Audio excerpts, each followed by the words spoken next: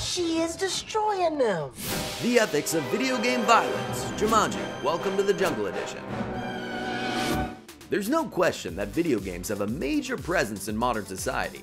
Each year, gamers spend billions to live out their wildest shoot-'em-up fantasies with AAA titles such as Red Dead Redemption 2 and Call of Duty. But while the consumer spending increases, so does the advancement in gaming technology, allowing for increasingly lifelike graphics that blur the line between reality and simulated fiction. We all know that with great power comes great responsibility, but does the same apply to graphical fidelity? What effect do video games have on the young and impressionable? Should developers limit the amount of violence they put in? Let's take a look at the trapped in a video game movie Jumanji, Welcome to the Jungle to find out.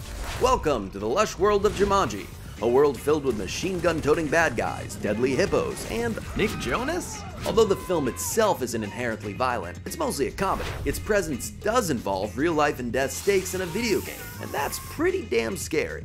I can't even with this place. Although it's cool and all that these 4 teens get to body swap with hunky avatars, yes, we're looking at you, Jack Black, the life and death scenarios that these young adults face is the complete opposite of cool. If video games could kill, no one would play them. So why would someone create Jumanji in the first place? Well, we have no idea, for its origins are unclear. But we can assume that the game was likely created by some disgruntled wizard who was laid off from his gaming job. Jumanji is dangerous. In fact, it's probably the most dangerous video game ever made. But what about real video games? Games today have been no stranger to controversy, especially when recent studies have linked adolescent aggression to gaming. Yes, the science is in, and the results of a meta-analysis of 24 studies from around the world found that children become more aggressive as they play violent video games. What are you talking about? Now, keep in mind, aggression is a fairly general noun, so don't jump to conclusions just yet. Aside from these clickbait headlines, the finer print tells us the real truth. That although the effect of video game-induced aggression does exist, it's relatively small.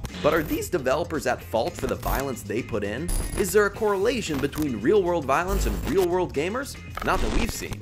For many Americans, there's still a big distinction between animated violence and real-world violence. If 52% of American adults think that violent video games lead to more violence in our society, the answer isn't to ban games or dilute their content, but instead have stricter laws on who's purchasing them. After all, the ESRB exists for a reason. Developers shouldn't have limitations on what they choose to put in their games. Unless, of course, they're choosing to put in real human beings in a magical, deadly jungle. Are violent video games ethical? We say yes, absolutely.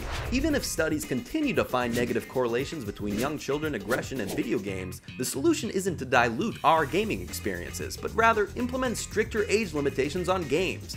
Maybe parents shouldn't buy Red Dead Redemption 2 for their 8-year-old kid. While the 52% harbor their negativity towards games, we'll be blasting away enemies in badass virtual worlds. So what do you think? Are violent video games ethical? Comment below, maybe subscribe, and we'll see you in the jungle.